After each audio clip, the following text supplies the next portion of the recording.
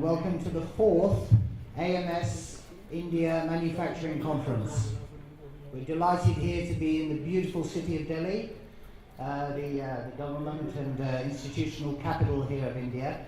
And we're very thankful to all of our speakers and delegates and sponsors who have travelled here from the other parts of India. Over the 3 years that we have held conferences in Mumbai, Pune and Chennai, we have tried to travel round the circuit of automotive in India. And I hope that we are getting around the circuit at least as well as some of our Formula One drivers.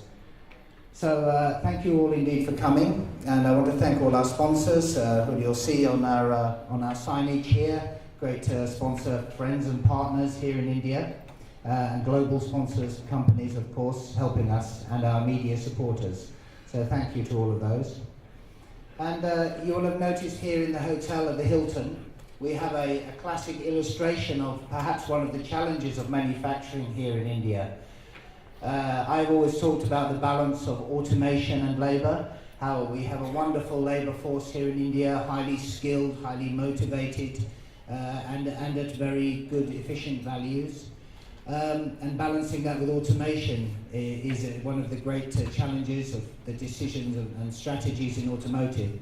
And here in the hotel, when we first came to this hotel to visit it and assess its suitability for our conference, we had lifts coming down to this floor from upstairs. But unfortunately, due to the inspector of lifts, he decided the lifts were not perfect, so we've had to use the stairs. So we've had to trade a bit of automation for a bit of manual, but I think that the exercise of going up the stairs is good for us. We will be sitting down quite a lot, so I think that balance of automation and labour is quite fitting in this case.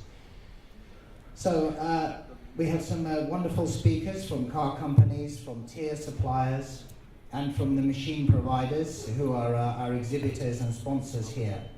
So our first session here is looking at the challenges of the global program vehicles which are increasingly being made here in India, and the demands on the suppliers and on the OEMs here to respond to the world car programs of the present market. As you will know, many manufacturers are looking more and more again, like they did in the 1980s, to having global program cars. Ford Fiesta, for example, being made around the world, Cougar and other vehicles like that. And how India and other countries can respond to these technological challenges in quality, in making high efficiency engines, both gasoline and diesel, and the new lightweight structures and body structures and chassis and drive lines to meet these demands, which are of course for the more efficient vehicles of tomorrow. And one of the greatest exponents of this, as we have seen with the great Tata Nano project and other wonderful projects from Tata, recently is Tata Motors. So we're very lucky to have here from Tata Motors, Mr. Mohan Savakar and Mr. Tom Chakalakal from Ford. And you'll notice that we have Mr. Rajiv Gandhi from Maruti. Rajiv is our special bonus alternative speaker. Mr. M.M. Singh, as you know, has had a lot of challenges recently at Maruti, and he's having to respond to some of those this morning. But I know that Mr. Gandhi is going to give us a wonderful presentation.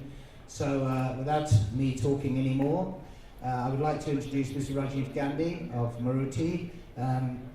Please, sir.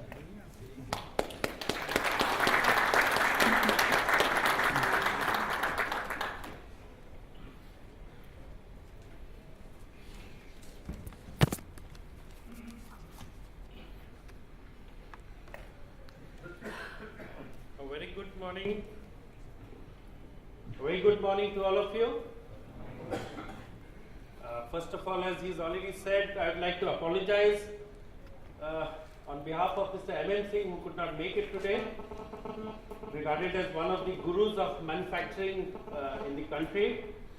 I hope I'm working under him. I'm looking after the Gurgaon plants, the 3 Gurgaon plants of Maruti, and I hope I'm able to live up to his reputation and expectations.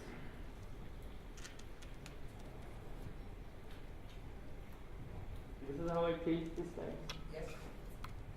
Yeah, okay.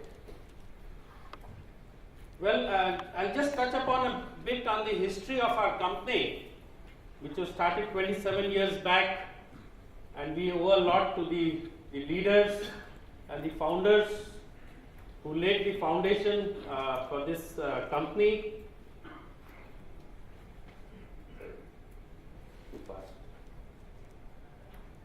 Okay, if you all know, the economy of the country, right from 1947 up to 1991, was a kind of a closed economy.